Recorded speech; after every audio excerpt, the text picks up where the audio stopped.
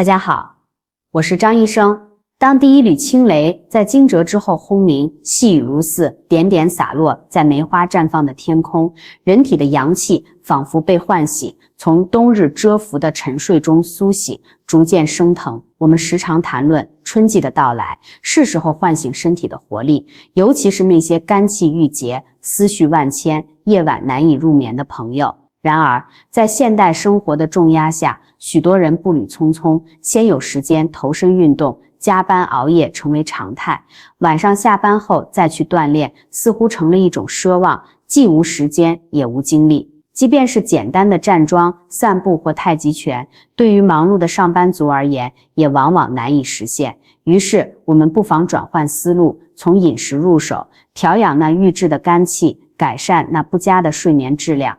在生机勃勃的春季，有3种小果子，如同自然的馈赠，能助我们疏肝解郁，尤其适合情绪低落、睡眠不安、身体不畅的人。无需剧烈运动，只需轻轻一咬，便能逐步调理身体，恢复健康。第一种，上火，睡不好就吃乌梅，首当其冲的便是那乌梅，上火睡眠不佳者的良伴。乌梅源自未成熟的梅子，经过烘干与焖制而成。提及乌梅，人们总会想到那经典的酸梅汤，它以乌梅为主料熬煮而成。许多人误以为酸梅汤与凉茶相似，具有清火寒凉的特性，实则不然。酸梅汤清火而不寒凉，更偏向于清补。乌梅擅长清虚热，补阴虚，冬季若未能妥善养精虚锐，到了春天，肝气生发过度，肝火旺盛，津液不足，便可能出现上火、头晕耳鸣、长痘、便秘、睡眠不佳等问题。还有一部分人饱受上热下寒之苦，其实皆因身体虚火上炎，津液亏损，伤及阴液，此时乌梅便是绝佳的选择。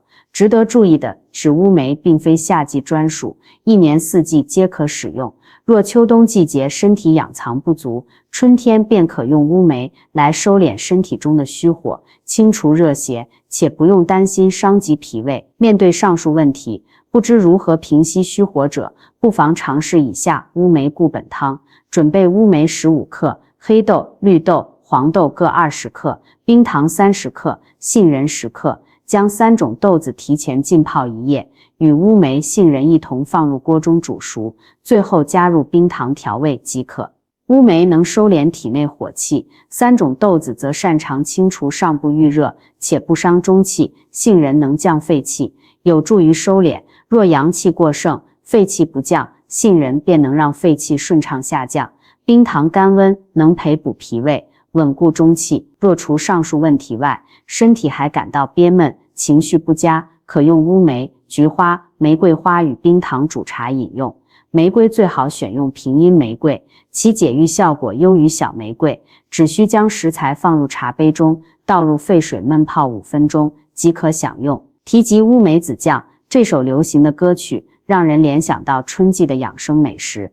乌梅子酱以乌梅、山楂、桑葚、甘草等食材熬制而成，酸甜可口，开胃消食，其制作也并不复杂。准备乌梅60克，山楂干100克，玫瑰花20克，陈皮16克，黄冰糖250克。将所有食材清洗干净后，放入锅中，加入足够清水，浸泡半小时。大火煮开后，转小火继续熬煮，期间需不断搅拌，以防糊底。若觉得过于浓稠，可适量加水，直至所有食材熬制成粘稠状，成为美味的乌梅子酱。自己熬制的乌梅子酱，冲水后酸甜适中，十分可口。第2种情绪差、睡不安稳，就吃佛手。接下来让我们聊聊佛手情绪不稳、睡眠不安者的福音。春天情绪问题尤为突出，肝气旺盛而喜欢调达舒畅，但内向不善表达情绪的人，往往容易将肝气郁结在体内。无论是生气、抑郁、焦虑还是紧张，都会使肝气郁结，而春季养生重在疏肝，一旦肝气郁结，便可能出现头痛、口苦、嗓子有痰、异物感、身体结节、睡眠不佳、眼睛干涩、脱发、脸色暗沉发黄、长斑等问题。此外，肝气郁结还会压制脾胃功能，导致食欲不振、失眠等问题。有人认为通过运动如跑步、爬山等方式可以消散郁结的肝气，但对于时间紧迫、压力重重的人来说，这并非易事。此时不妨试试佛手。佛手这一名字便让人联想到它的清新与雅致。然而，它不仅仅是一种观赏植物，更是疏肝解郁、健脾燥湿的佳品，被古人誉为果中仙品。疏肝解郁常用玫瑰，理气化痰常用陈皮，而佛手则兼具这两种食材的优点，既能疏肝解郁，又能理气化痰。佛手在北方较为罕见，但在南方却随处可见硕大的佛手。佛手热爱阳光，沐浴在阳光下成长，经常嗅闻。食用佛手可以扫除抑郁情绪，情绪低落、心情沮丧的人很适合食用佛手，就像饱受抑郁折磨的人走到阳光下便会感到舒畅一样。当然，在食用佛手时也需要注意适量原则。虽然佛手具有诸多功效，但过量食用也可能对身体造成不良影响，因此在食用佛手时，应根据自己的身体状况和需求来适量调整食用量。第三种，多梦、睡眠差就吃酸枣仁。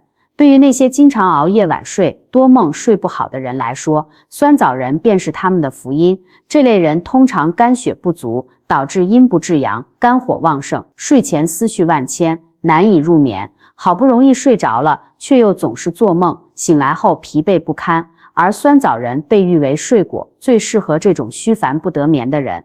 在古代很多调养睡眠的方子中，都少不了酸枣仁的身影。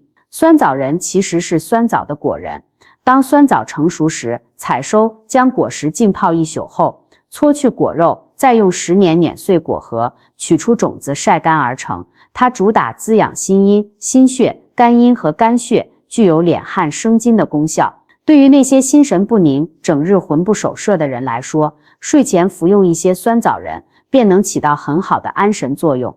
它天然的成分不会让身体产生依赖性，反而能收敛我们杂乱的思绪，让我们的情绪渐渐平静下来。我们下期见。